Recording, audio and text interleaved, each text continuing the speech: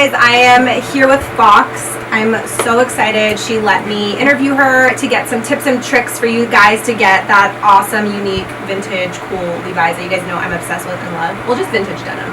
She is my denim specialist. You know, I'm obsessed. It's literally all I wear. So here are some tips from the genius mastermind herself. So I hope you guys like it.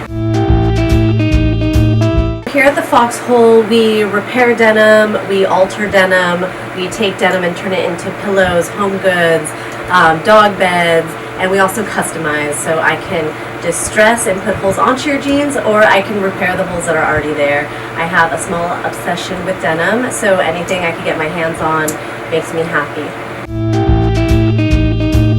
So I specialize in fitting vintage denim. I know for a lot of ladies it's really hard to get the perfect fit, not only in the contemporary world, but especially for vintage, because it all fits so differently, and then the fabric is rigid, it doesn't stretch, and I've been a curvy girl my whole life, so I've tailored all my own things.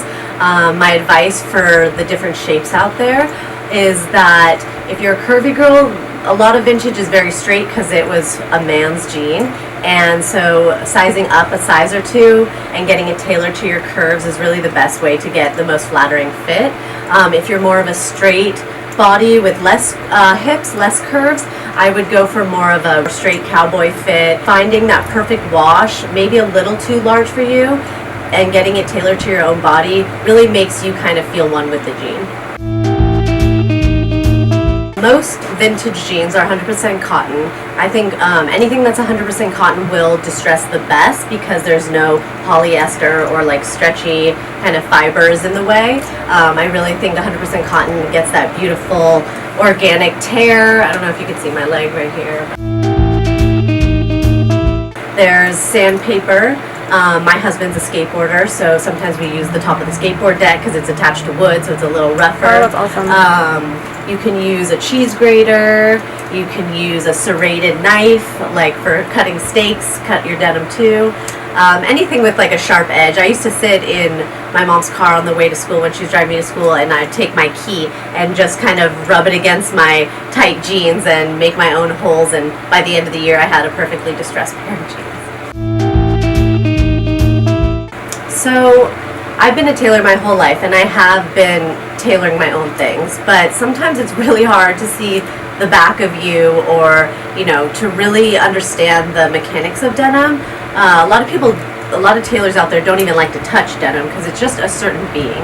So to find someone that is passionate about denim to tailor your jeans, you'll really just get the perfect fit for your body.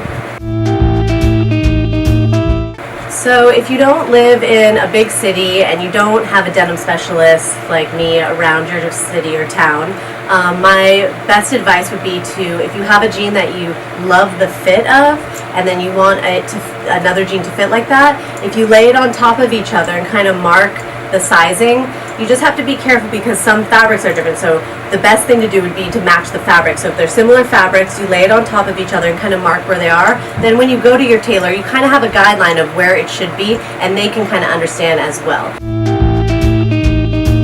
The perfect knee blowout. You can kind of get a range. You could go start from a knee slit, which is just a minimal destruction, and then you can go all the way to something that's a little bit larger, have a little slouchy look with the frays and the destruction. What I would do is start by bending your knee and marking that point.